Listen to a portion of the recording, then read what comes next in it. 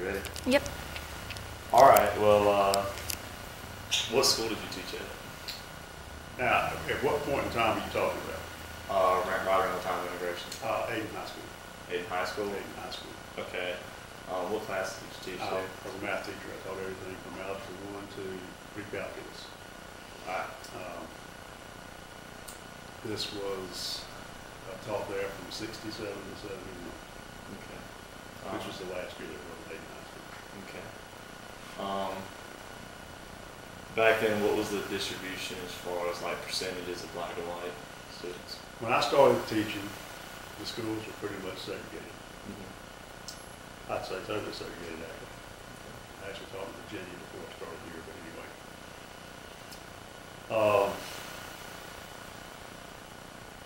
There was a black high school in Aiken. It's called South Aiken High School. It's no longer still there. There is a monument to its existence, and it was about probably a quarter of a mile from Aiken High School.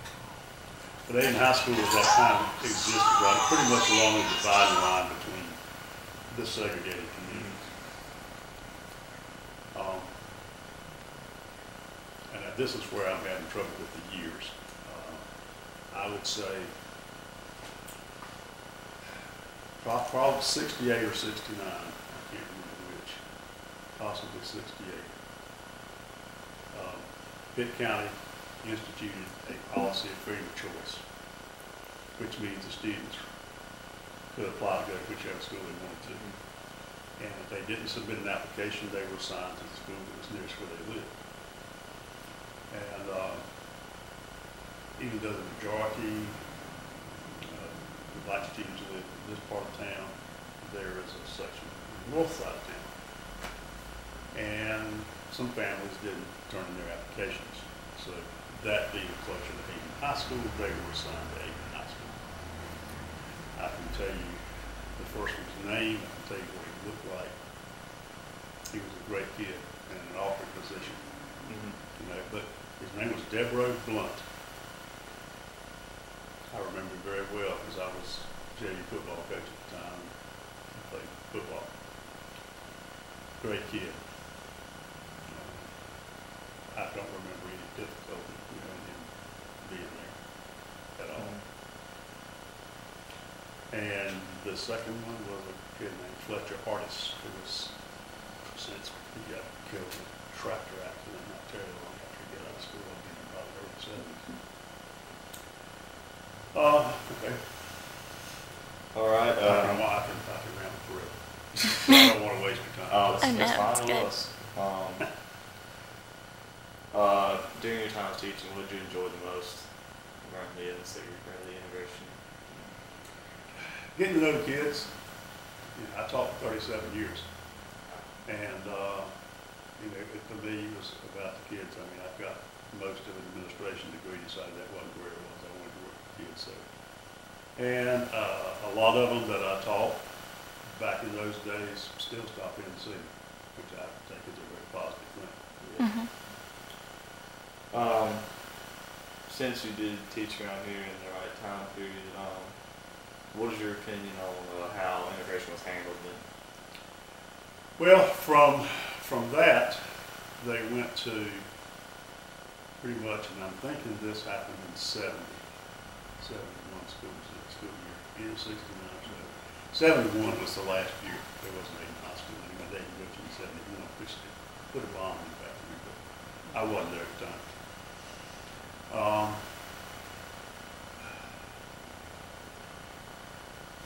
The last year there was an Aiken High School, they had consolidated South Aiken with Aiken High School, so the integration in Aiken was complete at that time. You know, I don't remember any real I don't remember any violence. You know, the kids that came from South Aiken, you know, some of them had already known each other. Because I remember that it must have been 70, because the year before I remember Aiken High School scheduled some games against South Aiken and also the Black School and Farm Expo Studs. The only difficulty really that I ever remember was Aiken High School scoring at the buzzer to beat HB Suggs and ruin their undefeated season having a riot at the gym. But that was more between schools than anything else.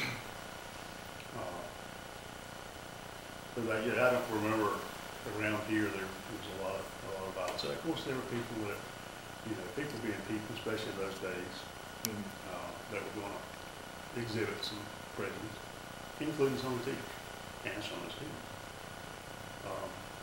But I don't recall that it was ever a major issue in terms of having, uprisings or anything like that. All right. Last Friday we talked to a Mr. Ivory. It was Ivory Mewborn.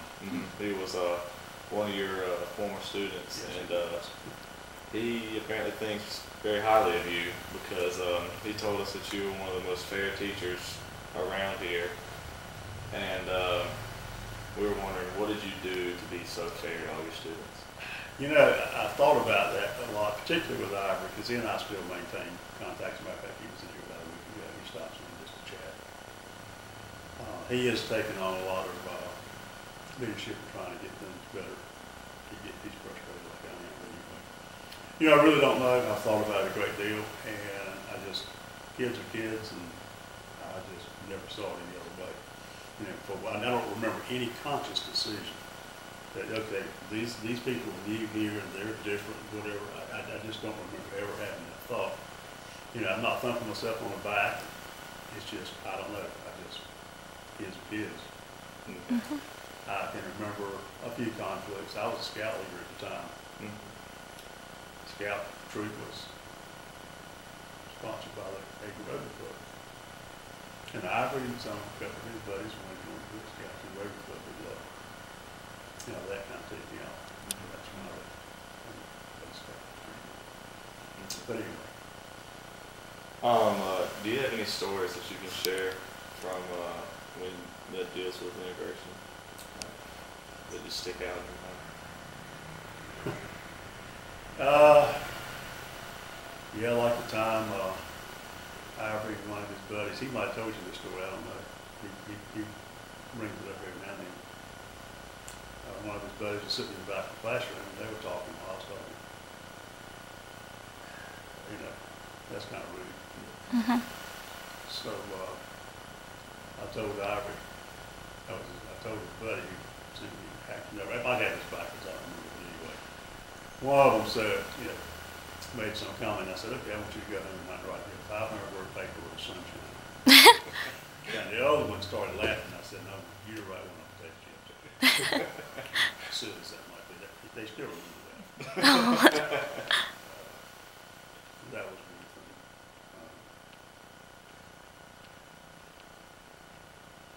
I remember some stories, and there were some times where we had a kid here in the class then, I'm sure you've never heard of him. His name was Demetrius Edwards. Called him D because bless his heart, he couldn't spell Demetrius. He became the world kickboxing champion. And we don't see him much anymore. I haven't seen him in years. Probably 5 or 6 years ago. I saw him down the street. He saw me. He came and gave me a big old hug. That was all good. I remember D. He was one of those kids, like I said, I played football. Tell him to get the quarterback. He could get the quarterback. He might not do anything else, but he could get the quarterback. Ivory was on the JV team. He wanted to play quarterback. The other coaches wouldn't let him play quarterback. I let him play for 15, 20 seconds on the game. That was just the way his thing was. He wasn't very good. And just little things like that, I mean, I have things that will come back. If you're on demand, it doesn't work too well these days and times. But just little things like that. And I remember one kid after a basketball team, the cheerleaders had come back, and one kid, a black kid, was harassing one of the cheerleaders, and D took care of him. And he about erased his face. But just little things like that. Nothing really stands out in class except the sunshine taste chip incident. It's just a lot of problems. Let's see. You mentioned the bombing earlier. Do you know anything? Yeah, I know a little bit about it.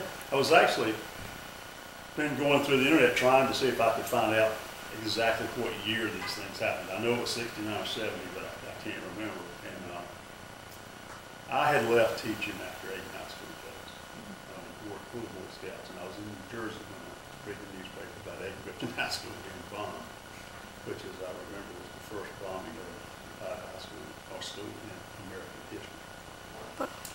Now, because there had not been a lot of problems at school doesn't mean that there weren't difficulties in the community.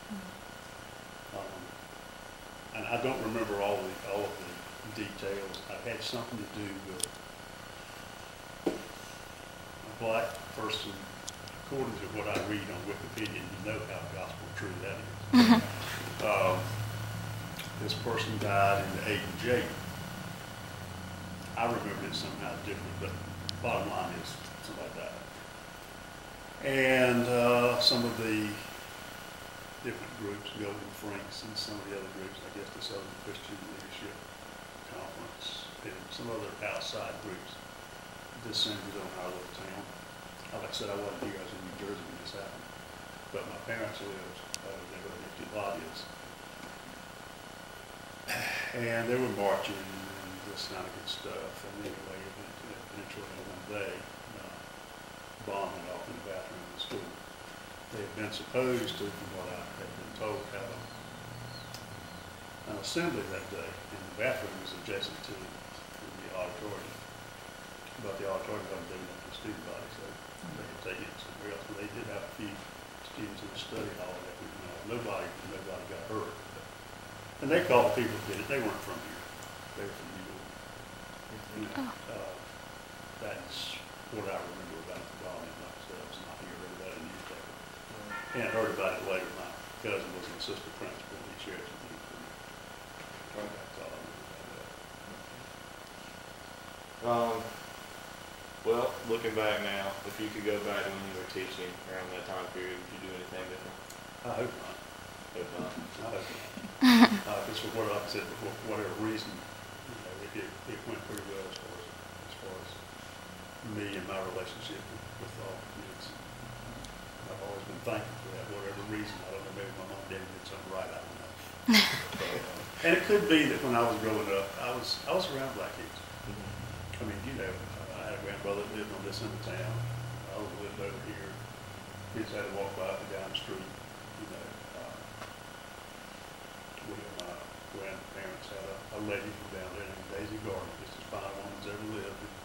She was their housekeeper, and she loved me to death, and all of us kids, and we all loved her. So maybe in a sense it just wasn't all that strange. I don't know. Whatever it was, I've been thankful. Well, do you know of anything else that you've been through or you've seen that was useful as far as us putting together a presentation on this? Let me see. Well, when I left, I didn't stay out teaching for 1 year. I had to come back, but I wasn't going to Abe Griffin for whatever reason. So I've spent 30 years at the H. Conley. And, about that time, that school actually is only like 4.5 months older than Abe Griffin in Vietnam. A large school. Of course, all the schools in the county, even 3A schools, they were all 700 people. And even out at Conley, there were, I don't remember anything that you could even consider violent. I mean, if there was a fight between a white guy and a black guy just because these two people had a disagreement, it wasn't necessarily black-white thing. A lot of the school leaders out there, student body presidents, his brother ran the bar school. So I've been fortunate in that don't really have a lot of stories about dissension and violence and that kind of stuff that did happen in some places. Well, that's about all the questions I have.